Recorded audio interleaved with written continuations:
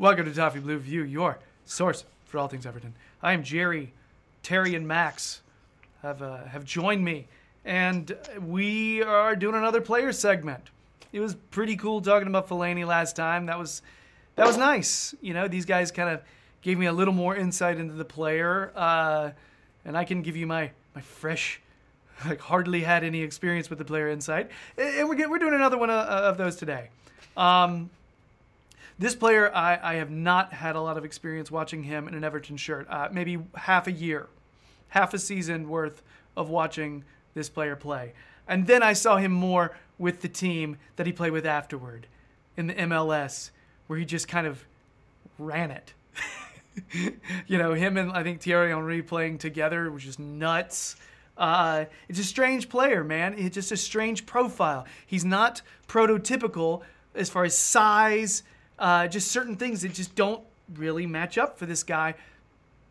But passion is just exploding with passion. We're talking, of course, about Tim Cahill. He just announced his retirement from football recently. So we need to talk about it. 5'11", all right? And the guy's 39 years old now, and he's been playing. I'm like, that's just a little younger than me, which is crazy. And I am old. You can tell. I have the gray. Tim Cahill's just a badass. Watching him play for Everton, every single time I've seen him play, he felt like, to me, he epitomized what Marco Silva was talking about Everton is all about. Giving every single thing, literally bleeding onto the pitch. And Cahill seems like that's a guy who gets it. You know?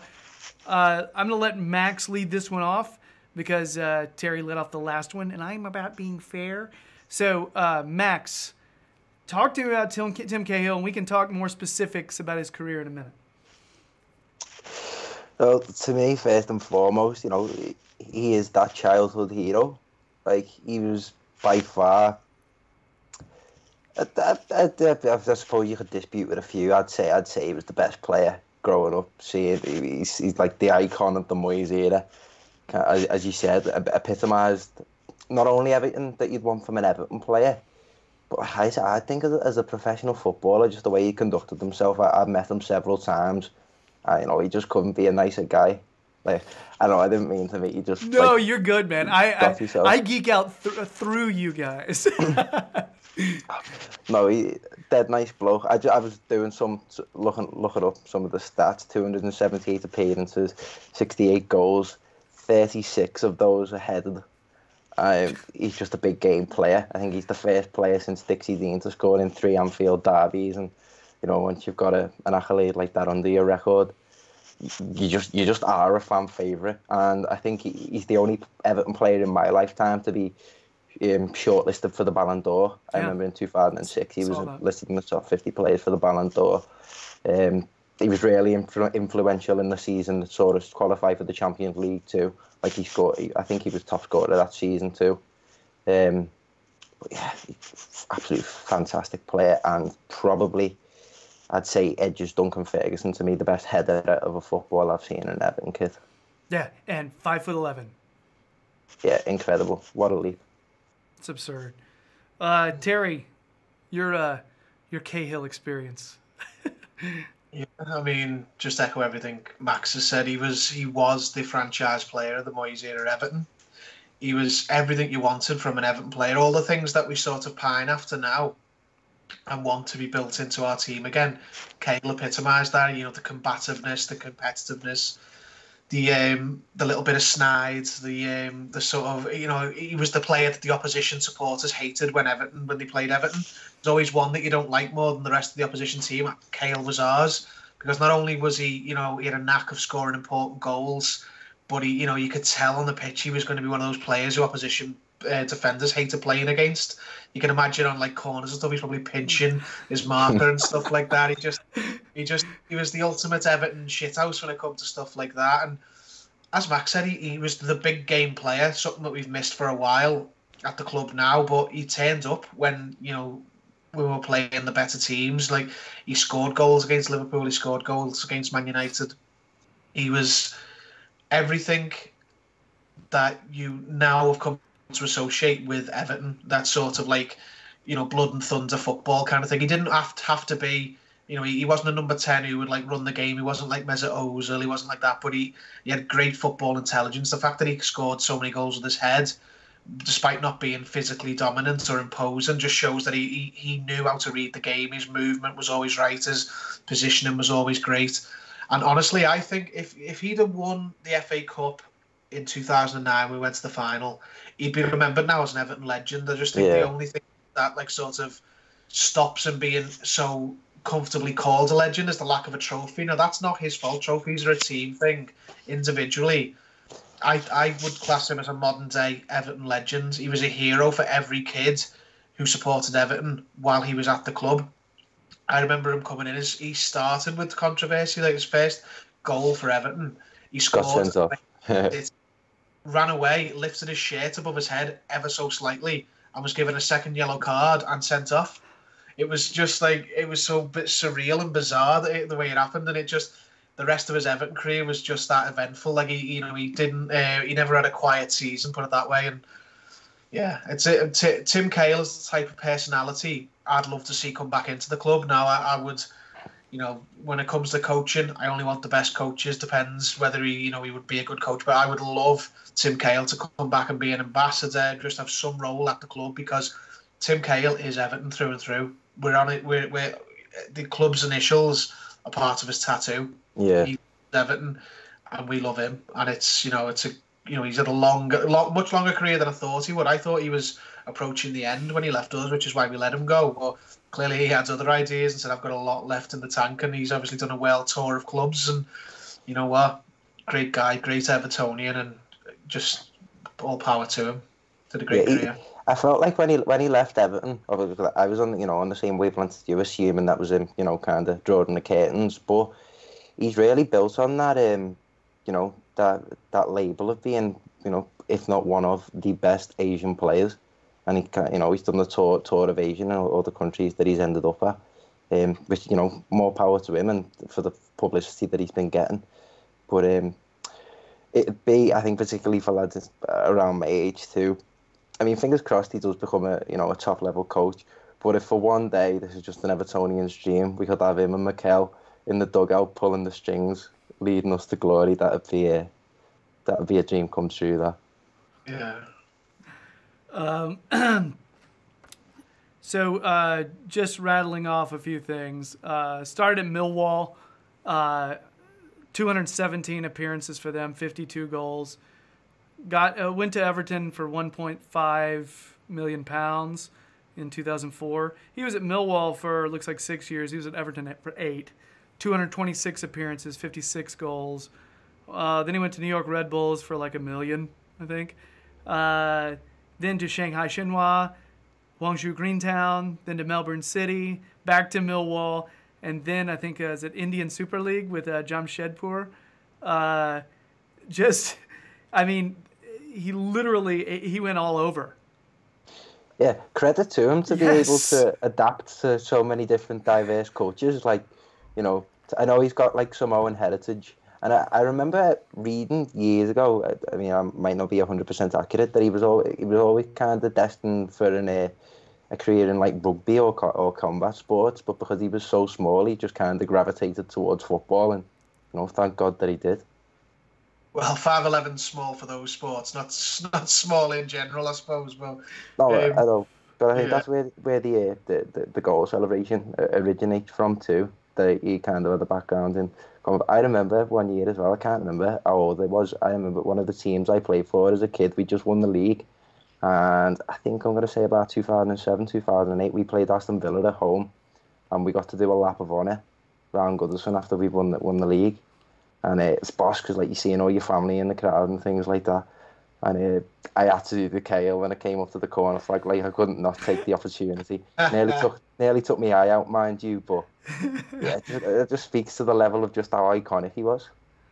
Yeah, see, I don't know if it's inspired by his goal celebration or what, but every time I think that Tim Cahill, and I want to make sure this isn't, I don't think this is disrespectful to him to say this, but I think punching above his weight, because he's not a huge dude.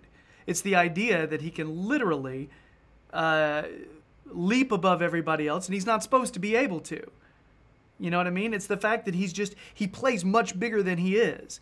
And it's not just his physical ability, though. It is the fact you mentioned earlier, Terry, intuition, his positioning. He knows where to be. It's one thing to have the technique to unleash some of the stuff that he did for Australia just outside the 18 the way he did. Some of those volleys were sickening. I felt sick. I was so happy to look at them. I wanted to vomit. It was so good. But technique is one thing, and he's got bags of it. But additionally, you have to be there to get those little flicks. You know, when the ball's bouncing around, you have to know where to be. You know, he knew where to be. Yes, you can jump over people all day long, but if you have to know where you need to be standing. Use your body to be able to position. I mean, he just got a football brain. He really does. And I'm not sure if that's if I think we talk about his heart all the time, but without his football brain, his heart's not going to show through. You know, so that's just Definitely. He's a player that I mean I was always the guy who had the heart and maybe not the footballing brain. You know what I mean? I ran my guts out. You know, I got called crazy legs numerous occasions just because I was pressing everybody. So I watched Cahill play and I'm like, that guy, yes, want to be him, you know? Yeah, I think where you've got to lend them a lot of credit to is the fact that, I mean, I wouldn't say he was an out-and-out utility man, like, for example, James Milner, but he was to a certain degree, like the amount of times he had to deputise at centre-forward. Oh, yeah. Or, you know, just having that in your locker to play several different positions, even if you have to, you know, drop deep every now and again. As you say, it just kind of epitomises his football intelligence and his heart. I feel like right now I think we're developing some players like that, hopefully, but I think this is one of the things we lack as a squad. That one player where you're like, that's the soul. That right there, that is the soul, that is the core, that guy or that group of guys. And I think with time, with some confidence, it's going to develop. But he's him right there. Yeah. Cahill is, that guy. I was going to say as well, do you remember Moyes' last game in charge? I think we beat West Ham 2-0. And obviously the players come out for the lap of honour, lap of appreciation at the end of the game. They brought Cahill out last instead of Moyes. I think, and possibly that might have something to do with the fact that, you know, Moyes might have got a bit of a reaction, or that bringing Cahill out last was to quell a bit of the reaction towards Moyes. But I think that just goes to show, like, Tim Cahill, he is just an Evertonian, and I don't think we've really got a bad word to say about him. Obviously, he did have some of those events in his careers. Like, I remember, it was the season where it was when Aguero scored that winning goal that got City the first Premier League title, that we played Newcastle, and he got sent off at the end for strangling Johan Cabaye. Like, so he had that type of fire in his locker. Yeah. And yeah, just about what you said, Gerry, like it seemed like we've gone, you know, several years without that type of fire in us. Yeah. But we're certainly developing that, and hopefully we see another Tim Cahill-esque player come through soon. He fought for Everton as well. Like, I can't remember who it was against, but a certain Chelsea, I think it was a Chelsea player, gave a little bit of abuse to one of our ball boys for not giving him the ball quick enough, and Cahill was like right over in the player's face and everything, sticking up for one of our ball boys. That's and it was just like, awesome. He's Everton. Yes. Like that's he's going over to defend the Everton ball boy from an opposition player. It's like that's Tim Cahill in a nutshell. One last note on his longevity. Got to take care of your body to play that long. Reminds me of...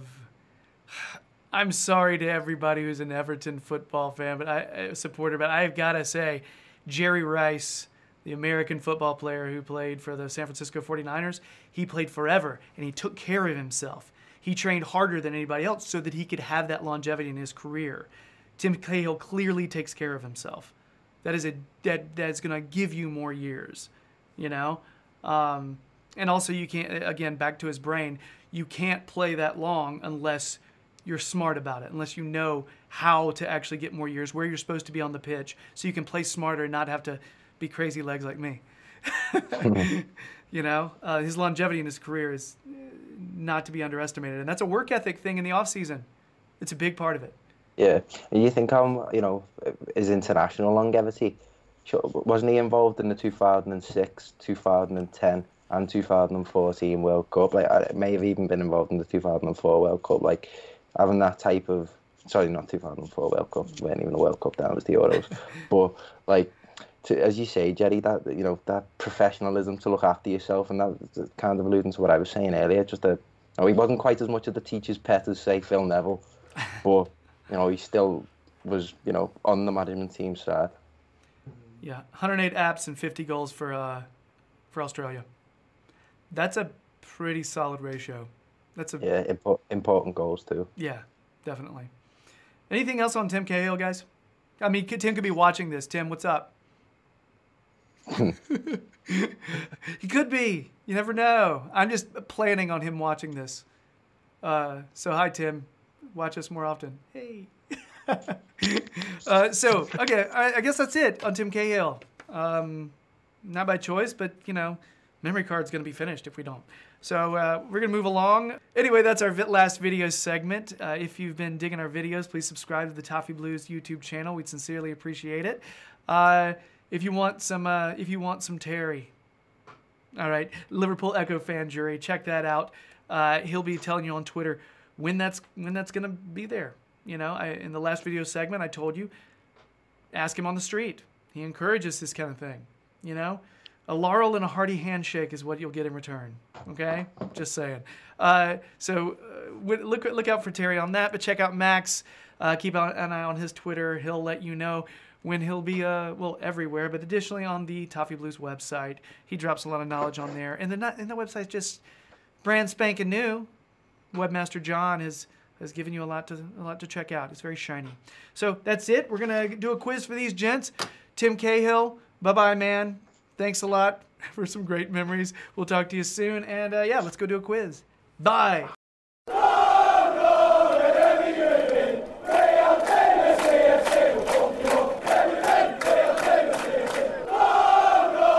I went and watched Captain Marvel yesterday. How did it work out? Good. I went wanting to see Dumbo, but Dumbo was sold out.